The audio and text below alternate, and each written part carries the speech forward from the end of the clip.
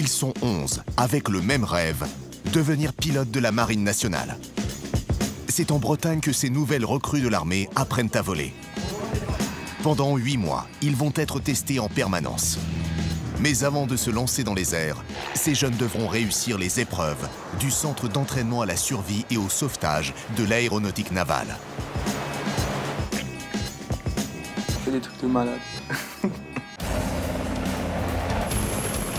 Les stagiaires vont y affronter une situation extrême, un crash en mer.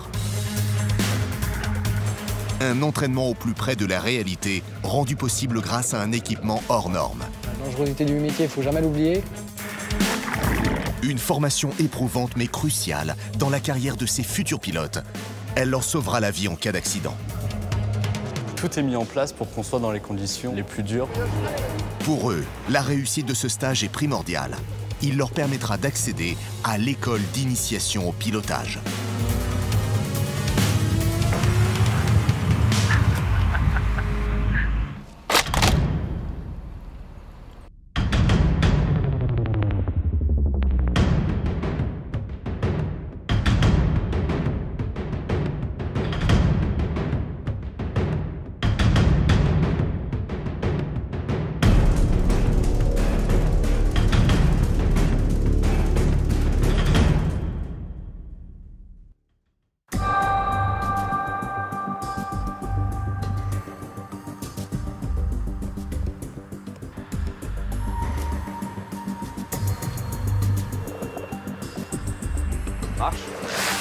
On les surnomme les marins du ciel.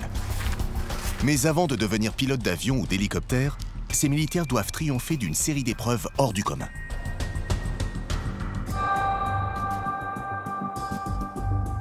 À l'extrême ouest de la France, la base de Lanvéoc-Poulmic accueille l'école d'initiation au pilotage. Depuis 1996, c'est la porte d'entrée dans l'aéronautique de tous les futurs pilotes de la Marine nationale. Sur les 350 candidats qui se sont présentés à cette session, seuls 11 d'entre eux ont réussi la présélection. C'est la promotion Charlie. Ils ont entre 17 et 25 ans. 8 mois de tests difficiles, voire extrêmes, les attendent. S'ils réussissent, ils accéderont alors à la formation de pilote de l'aéronavale. Mais seuls les prétendants les plus appliqués et motivés poursuivront la suite du cursus.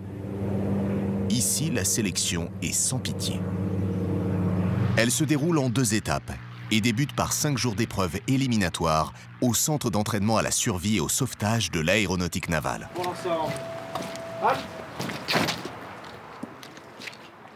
Pour 20 pompes, dont 10, bonjour le C100. Pendant toute la durée de ce stage, les participants doivent réaliser une première série de pompes chaque matin. Une tradition au C100. Bonjour le C100. 2, bonjour le C100. 3, bonjour le C100. 4, bonjour le C100. 5, bonjour le C100. 6, bonjour le C100. Deuxième ligne de pas en avant en marche. Pompez les rangs. La mission du centre, apprendre les bons réflexes à adopter en cas de crash en mer. Depuis 1995, plus de 1200 stagiaires passent par ici chaque année. Des militaires de toutes les armées amenés à effectuer régulièrement des survols maritimes. Bonjour à tous. Alors pour vous, ce stage y revêt quand même un caractère crucial en ce titre qu'il va vous permettre d'obtenir votre certificat de personnel navigant, donc certificat de pilote pour ceux qui réussiront. Et donc pour votre carrière, ça aura un impact direct. Donc soyez-en bien conscients et saisissez cette chance. Voilà, bon stage. Les élèves ne peuvent tenter d'obtenir leur certificat d'aptitude à la survie en mer que 2 fois. S'ils n'y parviennent pas, c'est la fin de l'aventure. Pour relever le défi, les matelots vont devoir se jeter à l'eau. Mais au C100, on se baigne avec son casque, ses rangers et sa combinaison de vol. C'est bien, c'est confortable. Tant que c'est pas mouillé, c'est confortable. On verra dans 5 minutes, quoi. On va aller s'orienter vers le petit bassin. Allez, venez avec moi, on va briefer là-bas. Les stagiaires accèdent au cœur du C100. Une piscine pas tout à fait comme les autres. Un grand bassin de 25 mètres, profond de 6. On arrive là, vous allez avoir un bout horizontal. On va se décaler. C'est Eric, l'un des 7 instructeurs du centre, qui gardera un œil sur les recrues pendant toute la durée du stage. Là, normalement, maintenant, les gars, tout ce qui est briefing, donc ça devrait être clair, d'accord? Donc je répéterai peut-être 2 fois, mais il n'y aura pas 3 fois, ok? Pour ce premier exercice d'adaptation, ils vont devoir nager en apnée sur 15 mètres pendant 30 secondes. C'est une partie de plaisir par rapport à ce qui les attend tout à l'heure.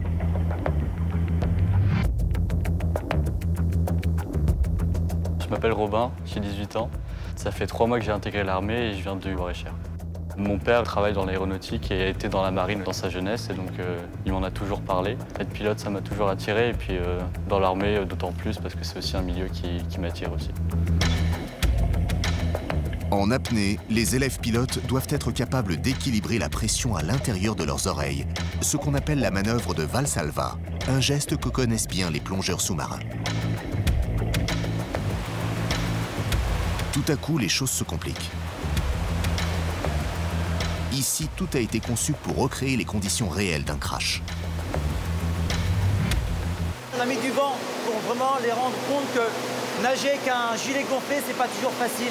Donc on leur apprend à nager correctement sur le dos, de faire face au vent. Le gilet de sauvetage permet de maintenir sans effort la tête hors de l'eau. C'est aussi un bon moyen de garder le sang au niveau du cœur. De cette façon, la température du corps diminue moins rapidement. Ainsi, dans une eau à 10 degrés, le temps de survie passe à 2h30, soit 1 heure de plus que sans gilet. Robin et les autres stagiaires ont tous réussi l'épreuve d'adaptation. Mais ce n'est que le début. Au C100, ils vont très vite apprendre à dépasser leurs limites. Vient ensuite le moment que certains redoutent le plus pendant ce stage, c'est l'épreuve de la gloute.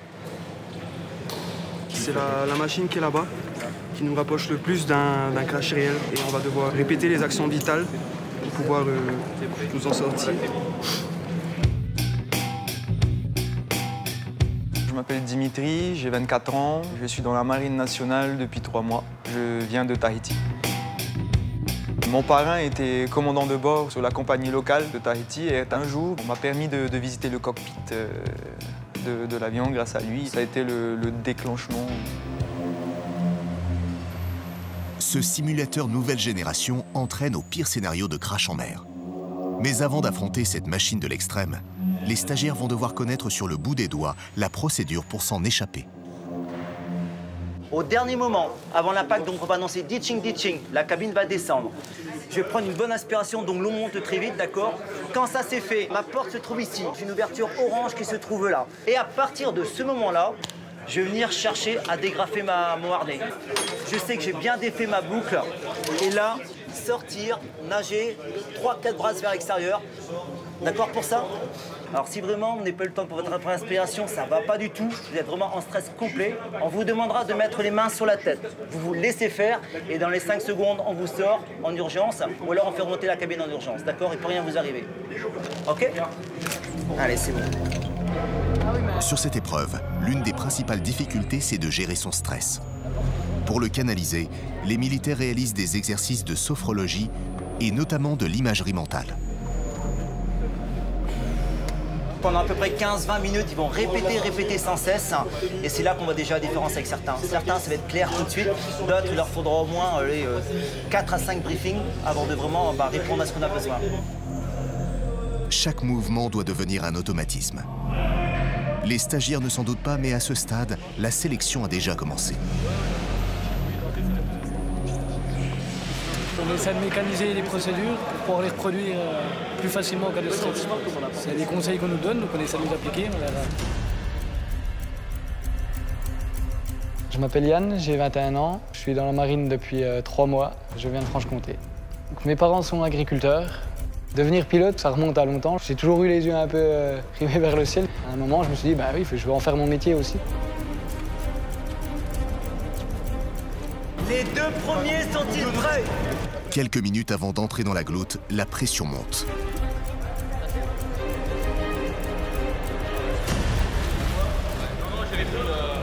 Bon, on a fait ce qu'il fallait pour éviter l'appréhension. Il y en aura toujours, mais bon, c'est normal, c'est la première fois.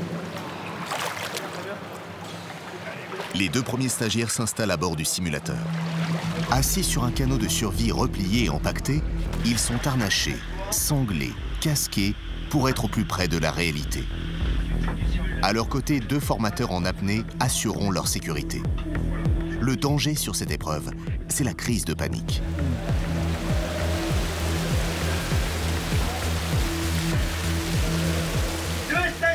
Pour une floute à plat, 3,50 m, jour, ditching.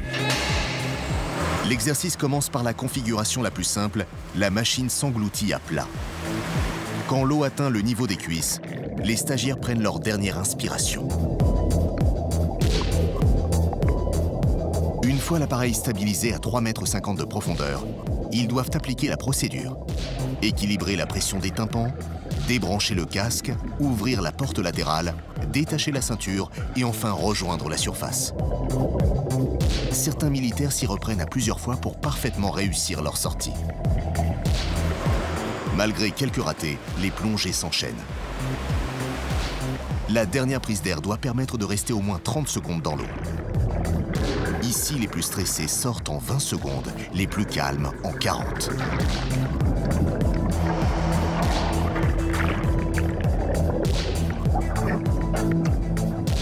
Robin et Dimitri sont particulièrement sereins.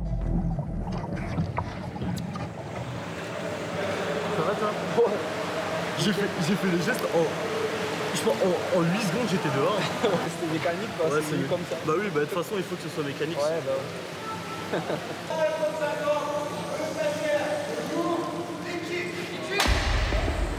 L'exercice continue avec la configuration la plus fréquente. L'engin effectue cette fois une rotation sous l'eau. Quand un avion ou un hélicoptère se crache en mer, il a de fortes chances de se retourner. La manœuvre a de quoi impressionner les stagiaires. Lors d'un amérissage, ils devront connaître très précisément les gestes à accomplir pour échapper à la noyade.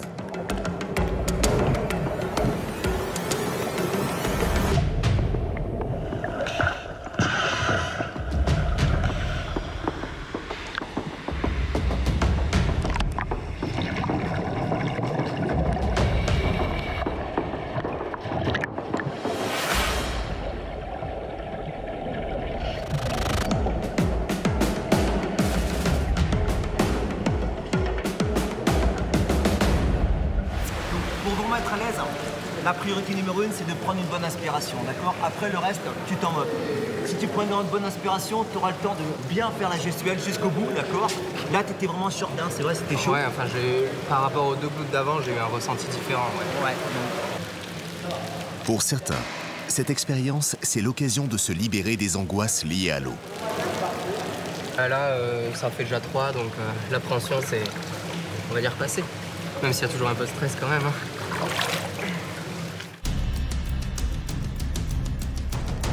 Je m'appelle Antoine, j'ai 20 ans, ça fait 2 ans et demi que je suis dans l'armée et je viens des Pyrénées-Orientales.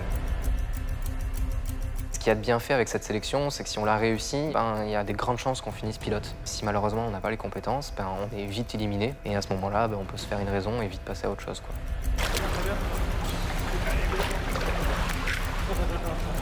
Il y en a certains, ils sont pas stressés, je comprends pas trop pourquoi, parce que moi je trouve pas ça agréable du tout. On est en apnée, on a la tête à l'envers, on a de l'eau qui nous rentre dans les sinus. Enfin, c'est suffisant pour nous mettre une petite pression et moi je l'ai eu tout du long. Les stagiaires n'ont pas encore connu le pire. L'épreuve suivante va leur faire perdre tous leurs repères. Équipés d'un masque occultant, ils doivent effectuer l'exercice dans le noir complet.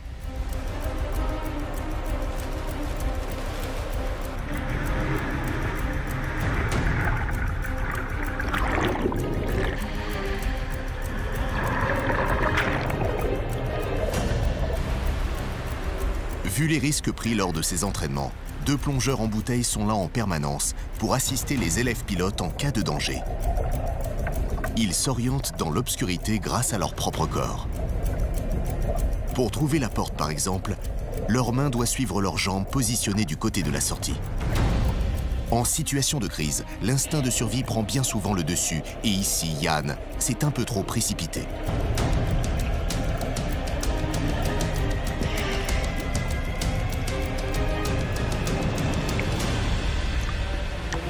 La gestion elle était bonne, mais très speed, très rapide, un peu brusque. Il faut mieux calmer et être plus serein pour pouvoir trouver l'ouverture. Ok? Ça marche. Allez. À la fin de l'exercice, c'est l'heure du bilan. Des sensations fortes. On change quand même bien les repères spatiaux. On est retourné, on a un peu d'eau qui rentre dans le nez, etc. Ah, c'est impressionnant quand même. Hein. Ouais, parce que le fait d'être à l'envers, ça enlève vraiment tous les repères et... C'était bien. Ouais, ça m'a explosé. Ouais, ça m'a explosé l'oreille aussi. Vraiment. Mais non, c'était cool. Hein. Ah, franchement, ouais. Ouais. Malgré ces désagréments, tous les élèves pilotes ont réussi l'épreuve de la gloute. Un entraînement qui rappelle aux matelots qu'ils se destinent à faire un métier pas comme les autres. La dangerosité du métier, il ne faut jamais l'oublier, parce que si vous l'oubliez, là, ça peut devenir dangereux. On sait que c'est un métier assez dangereux, particulier à ce niveau-là. C'est ça qui fait aussi la beauté du métier, hein, du coup. Ça fait peur d'aller à la guerre, c'est sûr. Hein. Quelqu'un qui vous dit qu'il n'a pas peur d'aller à la guerre, je pense que c'est un menteur. Il y a toujours cette adrénaline et tout, mais bon, on est tellement préparé, je pense. C'est aussi quelque chose qui m'attire, justement, de pouvoir défendre la France à travers l'aviation. C'est très important, pour moi, le côté de s'engager pour mon pays, d'avoir ce côté patriote. Oui. En intégrant l'école d'initiation au pilotage, les jeunes recrues s'engagent pour une durée de 10 ans auprès de la Marine nationale. Le jour se lève sur la base aéronavale bretonne. Nous retrouvons les élèves pilotes sur le pied de guerre. 3, bonjour le C100. 4, bonjour le C100. 5, bonjour le C100. 6, bonjour le C100. Fini la piscine, ils vont cette fois s'entraîner dans les conditions réelles, en pleine mer. Le but, utiliser en situation réelle les techniques de survie et le matériel qu'ils ont appris à maîtriser la veille. Pour dérouler toutes les étapes d'un sauvetage, l'épreuve comprend même un hélitreuillage. Les militaires sont impatients. Ça va?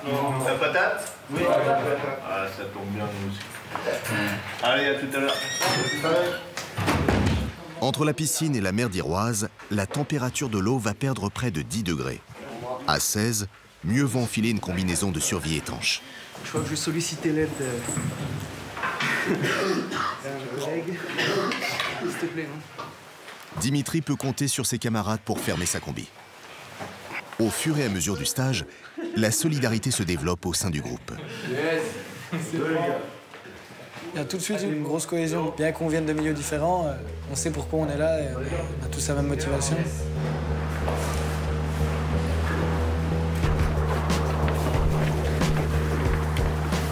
Les matelots arrivent sur la rade de Brest, où va se dérouler l'exercice. Un lieu ultra protégé puisqu'il abrite la base opérationnelle des sous-marins nucléaires français. L'instructeur réserve à ses élèves un scénario catastrophe. Leur appareil vient de se cracher. Ils ont réussi à s'en extraire et doivent rejoindre ensemble un canot de sauvetage. Ok, donc le premier groupe peut se mettre à l'eau, votre canot est en face, d'accord? On est loin, mais ça va être rapide, commandant. Allez, on y va. Allez. On se regroupe et on part sur une chenille. Allez. Accompagné d'un instructeur, un groupe de 7 stagiaires doit avancer comme un seul homme. Ici, le principal danger, c'est l'hypothermie.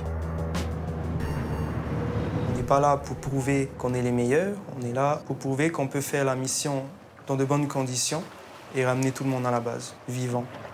Une fois arrivés au niveau du radeau, les élèves doivent le remettre dans le bon sens. Lors d'un accident, l'embarcation a toutes les chances de se gonfler à l'envers, voire de chavirer. Mettez-vous plutôt en file. Ce serait dommage que le canot vous retombe dessus. Tu as des sangles à l'intérieur du canot. Tu faut arriver à passer ta main à l'intérieur et attraper les sangles, ça t'aidera. Au bout de 3 quarts d'heure au large, le froid commence à figer les stagiaires. Pour monter dans le canot, il leur faut redoubler d'efforts. Il faut avoir la niaque, sinon il faut imaginer que voilà, vous êtes dans l'eau, là ça fait déjà un certain temps.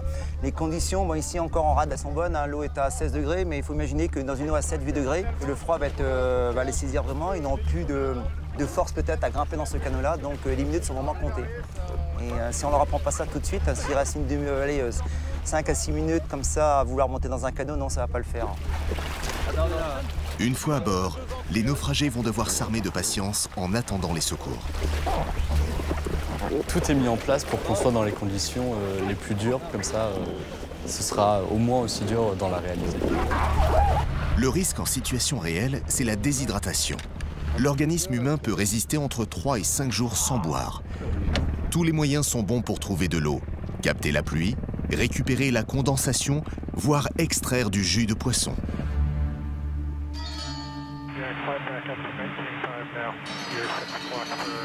Du côté de la base, l'hélicoptère, un Caïman Marine, s'apprête à décoller. L'une des missions de l'aéronaval, c'est le sauvetage en mer. Près de 300 personnes sont secourues chaque année par les appareils de la marine.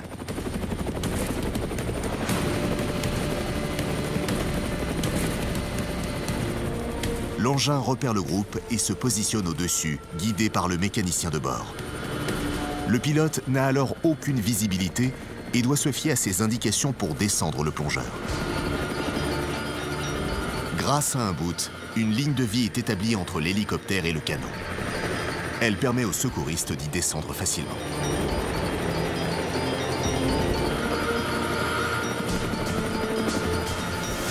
Les rafales de vent envoyées par l'appareil rendent le sauvetage épuisant.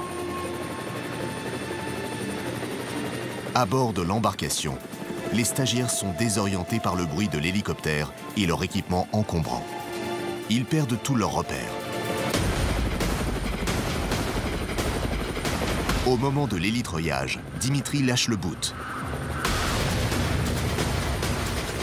L'instructeur présent à bord se jette alors à l'eau pour le récupérer.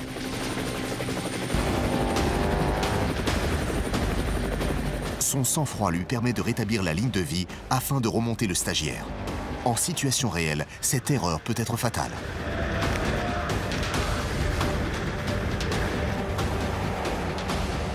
À l'issue de l'épreuve, les élèves pilotes sont éreintés, mais ces passionnés d'aéronautique ont vécu un moment magique.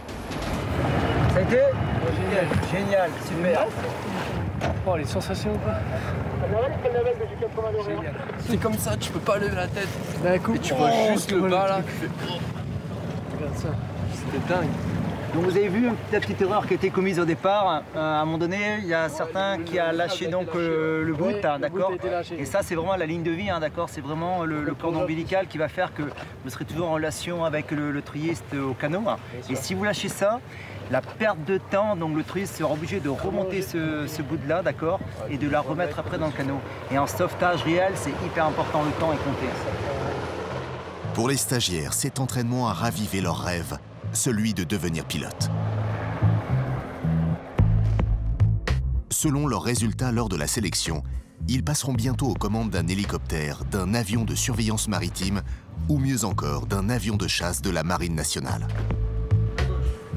C'est le rêve qu'on a tous depuis tout petit, c'est finir cette sélection et pouvoir vraiment rentrer dans le cursus de formation d'un pilote dans la marine. Moi, j'ai choisi une carrière militaire pour les différents métiers qu'il y a dans l'aviation. Voilà, il faut savoir qu'être pilote militaire, c'est pas que devenir pilote de chasse. On peut faire de la patrouille maritime où il y a aussi les hélicos. Il y a un panel de missions qui est très intéressant et qui diffère de ce qu'on peut faire dans le civil. Le métier veut qu'on progresse tout le temps, en fait. Même si on est pilote de chasse, même si on est opérationnel, ou que ce soit pilote d'hélicoptère, ou que ce soit pilote de patrouille maritime, etc., eh ben, il y a encore des paliers à passer, on peut encore progresser. Et c'est ça qui fait la particularité du métier, et c'est ça qui fait aussi que le métier est très intéressant. Moi, je préférerais être dirigé vers les avions de chasse. Je sais pas, d'être embarqué sur le porte-avions, d'aller faire des missions, d'être catapulté du porte-avions en avion à réaction, c'est quelque chose qui est très attirant.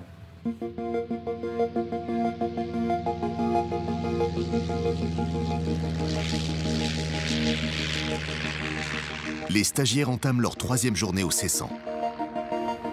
L'objectif ce matin, c'est de préparer les futurs pilotes à s'éjecter en mer avec leur parachute. On a fait un amérissage, d'accord, et là, pas de chance, le vent vient à forcir. Là, qu'est-ce qui va se passer, c'est que votre voile va partir avec le vent, d'accord, ça va partir très vite, vous allez avoir une sensation, vous allez même vous faire traîner. Qu'est-ce que je vais vous demander de faire? Je casse le coude et je lève du même côté mon genou.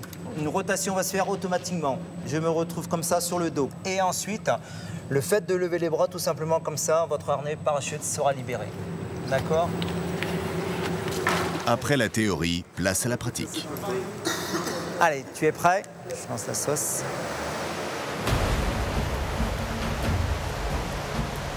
Le ventilateur vient ajouter une dose de réalisme à l'exercice. L'entraînement est physique. La machine permet de tracter les stagiaires sur plusieurs dizaines de mètres en simulant un vent à près de 100 km/h. Le risque dans ce genre de cas, c'est la noyade. Les stagiaires se succèdent sur l'épreuve qu'ils réussissent tous brillamment. Mais les choses ne s'arrêtent pas là. Ils vont maintenant aborder une autre configuration. Là, on va attaquer donc, sur le passage sous voile parce que voilà, la voile peut leur tomber dessus, hein, d'accord. Ça serait dommage de se noyer sous une voile qui vient nous étouffer. Et c'est pour ça qu'on leur prend une petite façon de s'en sortir correctement.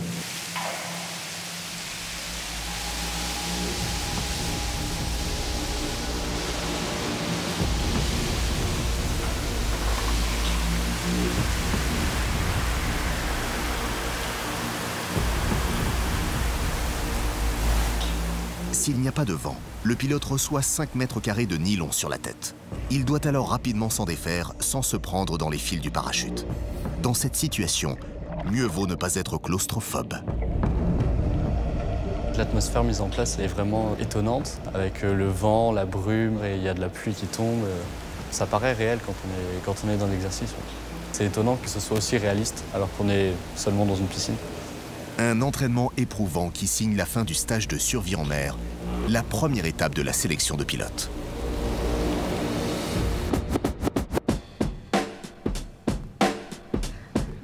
Au fur et à mesure, les stagiaires forment un groupe uni. Une condition sine qua non pour faire carrière dans ce corps d'élite.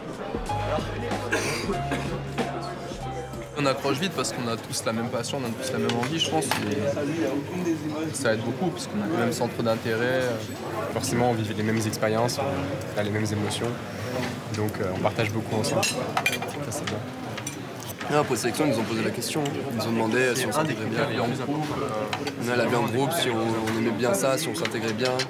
Et puis on sait que c'est la clé de la réussite aussi ici, c'est vraiment la cohésion, quoi. On est dans la marine, c'est l'esprit d'équipage, donc il faut qu'on soit vraiment tous soudés pour les épreuves qui nous attendent derrière, parce que on sait que ça va être très très dur, et puis sans le soutien du copain à droite ou à gauche, ben, on n'y arrivera pas. On essaye de partir vraiment tous sur un même pied d'égalité où les plus forts vont entraider les plus faibles, dans le but que les plus faibles deviennent forts, et puis bah, peut-être que le plus faible dépassera le fort, et peut-être que le plus fort dans ce cas-là bah, aura envie de récupérer sa première place, et puis petit à petit bah, on monte comme ça le groupe vers le haut. Au bout de 5 jours au Cessan, c'est enfin l'heure du verdict. Les élèves pilotes vont savoir s'ils ont réussi à décrocher le précieux sésame pour accéder à la suite du cursus. Ok, très bien. Fin de stage, donc super. On a même été agréablement surpris parce que ça fait longtemps qu'on n'avait pas vu un stage avec du 100% réussite au niveau des cabines. Et vous avez bien assimilé les débriefings tout de suite. On a dû peut-être répéter 2 fois, mais pas 3 fois. Et pour vous, pour la suite, ça va être exactement ça, la partie vol. Il va falloir que vous connaissiez par cœur vos briefings quand vous allez aller dans vos avions, là, d'accord? Et ça se passera pas mal, d'accord? Donc c'est vraiment, là-dedans, il faut être clair, d'accord? Il faut vraiment bien connaître son briefing. Le matelot S. Robin. Voilà, félicitations. Le matelot J. Dimitri. Voilà, félicitations. C'est comment? Le matelot C. Antoine. Félicitations. Le matelot B. Yann. Félicitations. Le matelot N. Alexandre. Félicitations. C'est bon, c'est validé. Oui, très content, c'est sûr. On a toute la promo là, donc on est content. Le plus dur reste à faire. Hein. Là, c'était la mise en bouche, on va dire. C'est que le début, là.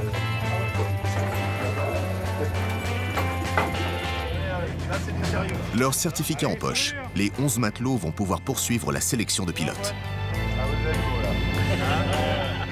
Avant de commencer les tests en vol, une phase de préparation théorique de plusieurs semaines attend les élèves. Une autre étape du long processus de sélection. Pour moi, les 2 critères de sélection qui m'ont permis de rentrer ici, qui ont été recherchés pendant les phases de présélection, c'est la motivation et de la maturité. Il n'y a pas de compétition entre nous. Là où on pourrait penser qu'il n'y a que 3 places. Mais en fait, on a été 11 à être sélectionnés. Si nous, 11, on fait l'affaire, ben nous, 11, on ira au bout. Les aspects qui cherchent vraiment, c'est le côté esprit d'équipe, qui est très important ici. Et évidemment, le côté discipline et rigueur qui est présent dans toute l'armée. Et donc ici, ça y échappe pas. On a tous été sélectionnés parce qu'il y a une place pour nous dans la Marine nationale. On se pousse tous vers le haut et on va tous y arriver. Moi, j'en suis persuadé.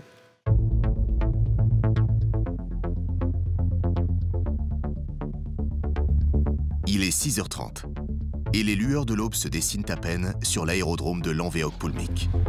C'est un grand jour pour les élèves pilotes qui réalisent ce matin le premier de leurs 16 vols de sélection.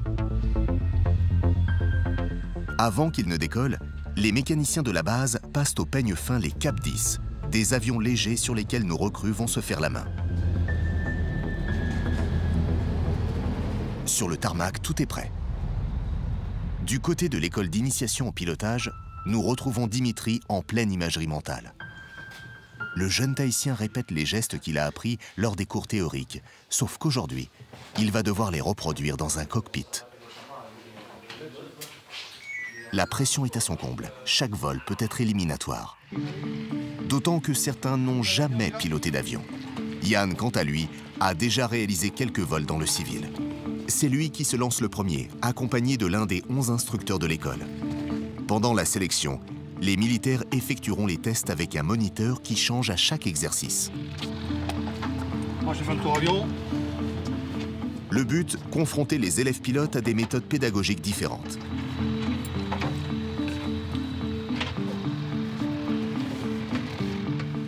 Une fois installés dans l'appareil, reste à réaliser la checklist, mettre en route les équipements et vérifier leur bon fonctionnement. Trop par là. Je vais tester mes voyants. On fait tester là sur les crochets. Voilà, on vérifie que c'est bien rouge. Ça vient correctement. Pour ce premier test, Yann doit faire rouler l'avion jusqu'à la piste de décollage. Ça n'a l'air de rien, mais le roulage, comme on l'appelle dans le jargon de l'aéronautique, nécessite beaucoup de précision. Pour réduire, je m'arrête. Vous mettez au pied, main sur les commandes. J'ai les commandes. Non, vous mettez au pied, main sur les commandes. Et vous avez les commandes. J'ai les commandes. Allez, c'est parti. À vous de rouler jusqu'à Alpha. Pour intégrer la sélection, les jeunes militaires doivent avoir une bonne maîtrise de l'anglais, la langue de l'aviation. Captain is going to take off. I call you back. Au moment du décollage, c'est l'instructeur qui prend la main.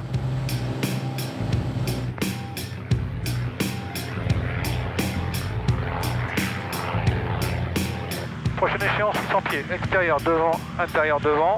Sécurité virage, je vais glisser mon bouchon sur l'horizon. Dessus. Voilà. Sur la piste, c'est au tour de Dimitri de s'élancer. De quoi donner un coup de chaud aux jeunes matelots. C'est chaud chez toi. Faut revenir, tu vas pas le piste en herbe. Tu veux un peu d'air si la transition est approuvée. J'engage pas la 0,5, 0,3. L'ennemi numéro 1 en sélection, c'est le stress. Il peut faire perdre une bonne partie de leurs moyens aux nouvelles recrues. Au moment où il monte dans l'avion, l'élève pilote perd 50% de ses capacités. Au décollage, c'est 25% supplémentaire. 110, rotation. On change le vent.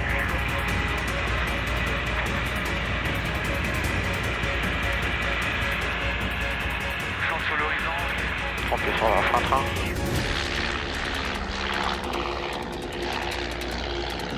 Une fois en l'air, l'angoisse se dissipe peu à peu et laisse place à l'euphorie. Ça va mieux? Ça va mieux, oui. Cet amoureux de l'aéronautique vit un véritable moment d'extase. Pilote, c'est avant tout un métier de passion. Mais Dimitri doit se ressaisir pour répondre aux objectifs du premier test et parmi eux, retenir un certain nombre de points repères. Donc on voit bien le point Roméo. Okay. Je vais vous montrer rapidement l'axe de piste, on va voir l'axe de la route. Un exercice sur lequel Yann est justement en train de se concentrer. Et vous avez une espèce de route principale là, qui vient ici, là, d'accord? C'est ça que vous allez prendre comme axe pour votre voltige. Voilà pour le premier. On se retourne. Voilà, hop. Wow. L'élève semble quelque peu secoué. Mais Yann doit rapidement reprendre ses esprits. Sur ce premier vol, les instructeurs laisseront les commandes aux élèves à certains instants clés. Allez, vous prenez les commandes? J'ai les commandes. Alors là, arrêtez de faire bouger comme ça. Quand vous changez de main, vous devez verrouiller votre assiette. Là, l'assiette est trop haute. Trop haut. Oui, c'est trop haut. Oui, je le vois. Alors maintenant, on va voir le point alpha. D'accord, votre assiette, elle est beaucoup trop haute. J'ai même pas besoin de regarder vos instruments, je sais que je monte. Le bout du capot doit être sur l'horizon. Là. Yann ne maîtrise pas encore toutes les subtilités de l'assiette, l'axe qui permet de repérer l'inclinaison de l'avion par rapport au sol.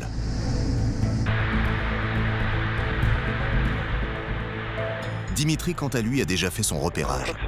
Du coin de l'œil, son moniteur surveille les réactions de son élève au looping et aux vrilles. Le but de la voltige, c'est aussi d'habituer les jeunes recrues aux sensations fortes. Et retour avec quelques évolutions sur le terrain golf dans un premier temps. Tu fais que ce voltage, je rappelle.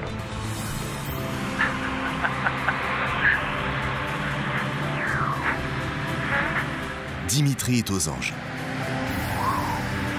180. Hop, ça tourne. Tac. 170. On est toujours notre axe. Décrochage.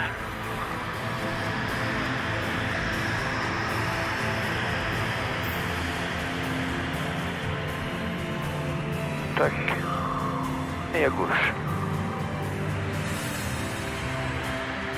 Et voilà. Donc ça c'est l'enchaînement que tu sauras faire du coup à la fin de la sélection en vol. Voilà. Après 1 heure de vol, les avions retournent à la base. À l'atterrissage, c'est l'instructeur qui reprend les commandes.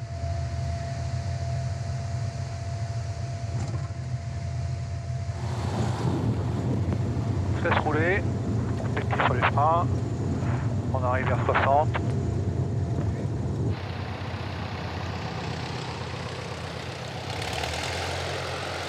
Yann effectue ensuite sans souci un dernier roulage jusqu'au point de stationnement. Les matelots viennent de vivre une expérience hors du commun.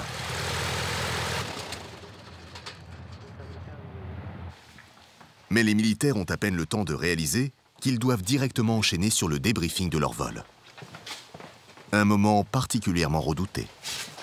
Les stagiaires le savent, l'important lors de la sélection, c'est d'avoir une progression continue.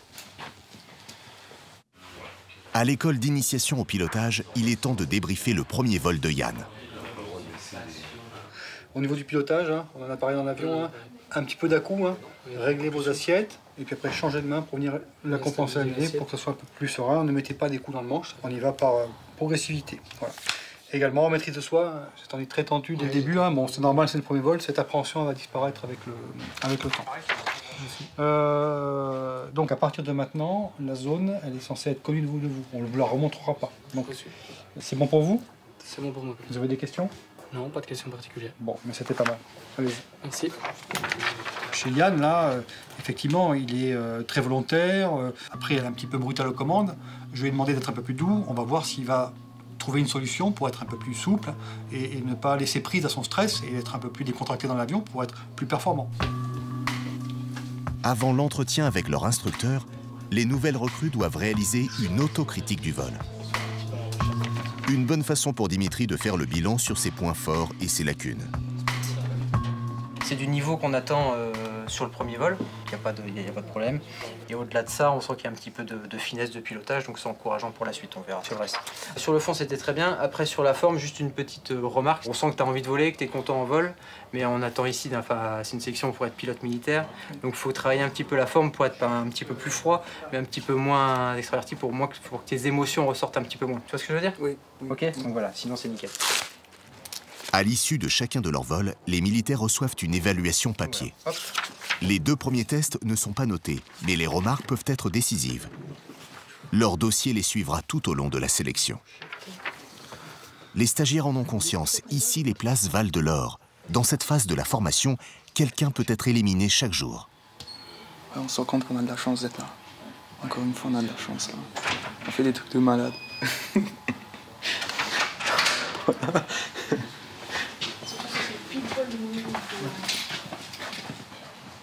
Ce premier vol militaire restera certainement gravé dans la mémoire des matelots. Les instructeurs, ils montrent les choses une fois, ils estiment qu'on peut les restituer tout le temps, sur chaque vol. Chaque jour, il faut avoir totalement acquis les exercices de la veille pour pouvoir en apprendre d'autres. Il faut beaucoup de concentration en vol et puis beaucoup de travail après les vols et pour pouvoir justement se remémorer les erreurs et réussir à les corriger au vol suivant. Il faut prioriser certaines choses. Il y a le pilotage, il y a la sécurité, il y a toujours des ordres de priorité et ils veulent voir comment on réagit face à ça. Il faut savoir qu'en vol, on a une perception du temps qui est différente. On est concentré sur quelque chose, on a vraiment envie de bien faire, de tenir les bons paramètres. Et on passe à côté de choses qui sont vraiment importantes, qui peuvent être dangereuses même. Et puis voilà, et c'est normal que les instructeurs nous font la remarque. Et c'est bon. On arrive en bout d'axe, donc virage par la gauche. Un virage pour la gauche, donc sécurité extérieure, devant, intérieur. Hop, je vire par la gauche. Je fais mon groupe Altivaro. La première journée de vol touche à sa fin. Mais les jeunes engagés n'en ont pas fini pour aujourd'hui. D'accord, ok. Ils devront réviser encore une bonne partie de la soirée.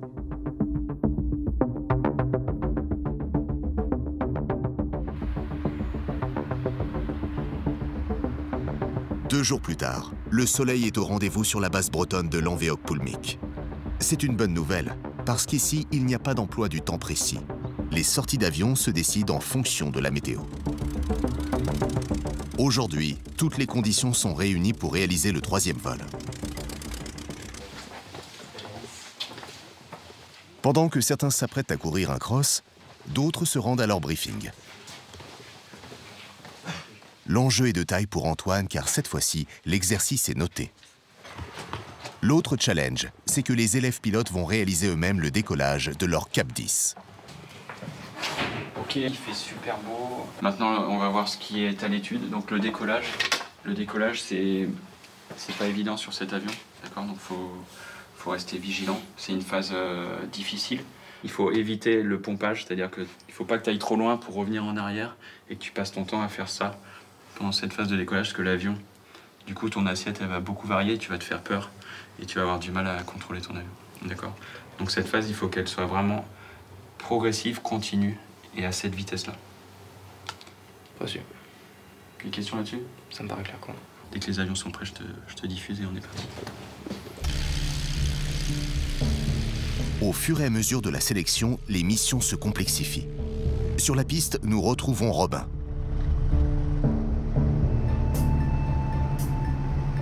On se laisse avancer un peu, on récupère l'axe. On se met bien au milieu et on récupère bien l'axe. Non, un peu plus à droite, le nez est à gauche, là. Voilà. Le Benjamin du groupe peine à positionner correctement son appareil. Non, là c'est plus bon. C'est reparti encore à gauche. Allez, un peu de moteur, on s'aligne, on met la roulette de queue dans l'axe. Ah non, mais vous avez vraiment tendance à partir à gauche. Hein. Oui. Alors, on recommence. Voilà, on garde le nez. Top, on freine, on s'arrête et le nez reste à droite. Voilà. Allez, on y va. On lâche les freins, on met plein gaz, on met du pied. Robin n'a pas le choix. Il faut absolument maîtriser l'exercice. D'autant qu'à terme, c'est d'un porte-avions qu'il devra peut-être décoller. 50, top. On botte à droite.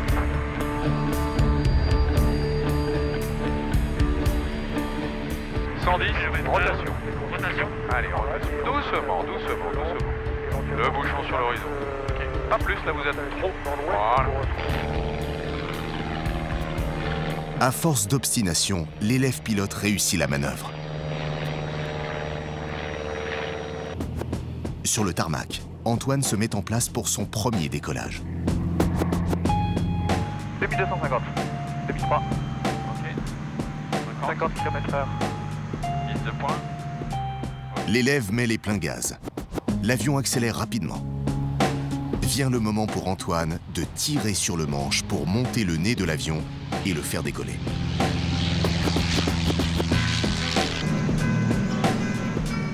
C'est un sans faute pour la jeune recrue, au point que son instructeur n'a rien à redire. Pour le décollage, on s'en fait un petit peu en monde. Après, ça se passe bien. Tout ce que j'allais faire, je le savais, je me l'étais répété plusieurs fois dans ma tête. Et puis finalement, il n'y a pas eu tant de surprises que ça.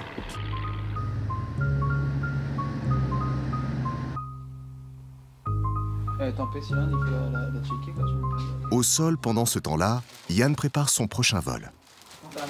À l'école d'initiation au pilotage, les jeunes militaires travaillent dur pour intégrer une importante masse d'informations. Ils doivent aussi avoir une certaine facilité en mathématiques pour par exemple calculer rapidement un temps de vol ou encore la consommation en carburant. Le rythme de la formation est intense et ce midi, les élèves n'auront pas le temps d'aller à la cantine pour déjeuner. Putain, demain, t'arrêtes bien taper. Toujours de nouveaux exercices à l'étude, enfin entre chaque vol, donc faut les assimiler vite. Après, c'est pour ça, on le sait, il faut toujours être prêt pour le... Il faut toujours avoir au moins 1 ou 2 vols d'avance, de près. On n'a pas le temps de s'entraîner. Un vol, c'est une évaluation. C'est comme ça que ça marche ici. Mais c'est fait exprès, c'est pour voir si on arrive à s'accrocher. Justement dans les airs, Robin s'accroche pour la suite du vol. Il doit maintenant accomplir une série de virages à 30, 45 et 60 degrés d'inclinaison. Alors, on va refaire par la gauche, 45, puis 60. Reçu. Ok? Allez, on y va. Donc, nous allons commencer un virage 45. Par la gauche, donc. Extérieur, devant, intérieur, devant, je vire et je mets plein gaz. Allez, on va chercher 2G.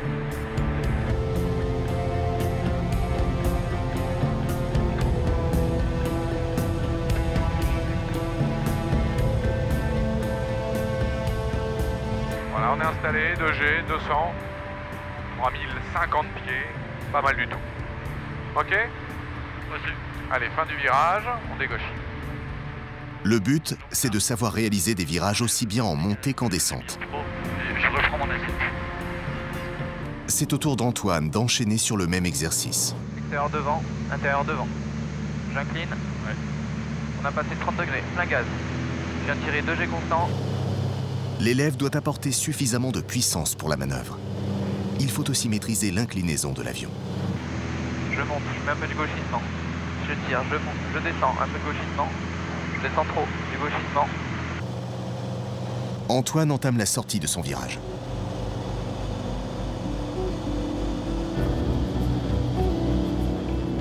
Depuis les airs, la rade de Brest offre un spectacle exceptionnel.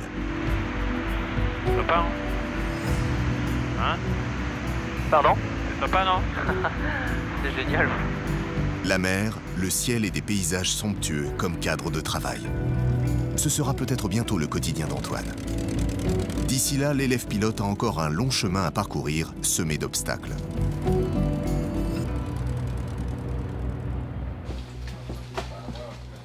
Après le débriefing, Antoine file monter son évaluation à ses camarades. Et il est fier de partager son bon résultat au 3e test. Ça va. Un beau bleu. Le système de notation se fait par couleur. Et Antoine a obtenu un bleu, la meilleure appréciation. Oui, c'est cool. Ça va. Mais oui, il y a toujours de quoi. Il y a toujours de quoi progresser, on peut toujours faire mieux. Hein. Du coup, oui, ce qui ressort, c'est du bleu. Donc la note finale, c'est du bleu. Je prends en vert sur mon pilotage. J'imagine qu'il n'est pas assez précis. Rigueur, précision, ben voilà, on y revient. Donc c'est cool, c'est une bonne note. Mais bon, comme il a dit, hein, faut pas se reposer. Il va falloir être meilleur sur les fois d'après pour que ça continue bien, quoi.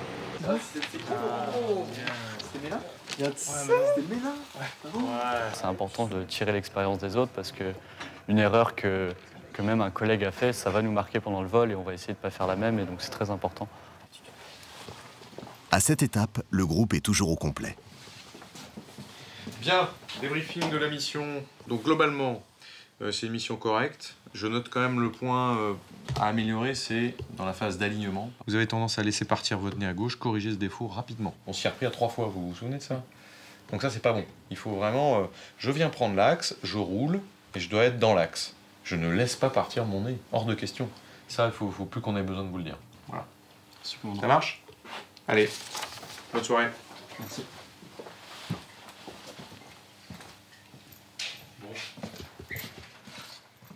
Robin sera attendu au tournant à la prochaine épreuve sur son positionnement au décollage.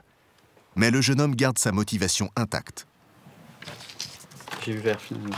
Vert, c'est bien. C'est bien, mais ça pourrait être mieux, c'est tout. Après quasiment une semaine, les élèves arrivent bientôt au terme de la première étape de la sélection, celle du 5e vol. À ce stade, ils seront censés avoir acquis toutes les bases du pilotage. Mais certains commencent à atteindre leurs limites. Ah, ça fatigue, hein, plus les vols. Ça dure qu'une heure, mais c'est une heure qui nous demande d'être concentrés un max. Et, en plus de ça, on doit continuer à réviser pour le vol du lendemain. Donc, c'est fatigant. Voilà, il y a beaucoup de choses qui sont en plus demain dans le vol, donc bien les travailler et puis être prêt pour demain, quoi, pour le prochain vol, comme tous les jours.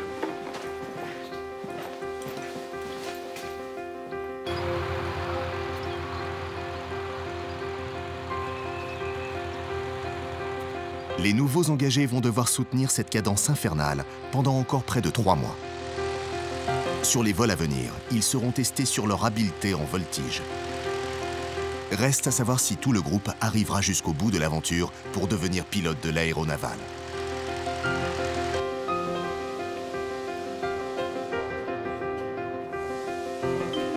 Le lendemain, nous retrouvons nos élèves pilotes sur leur 31.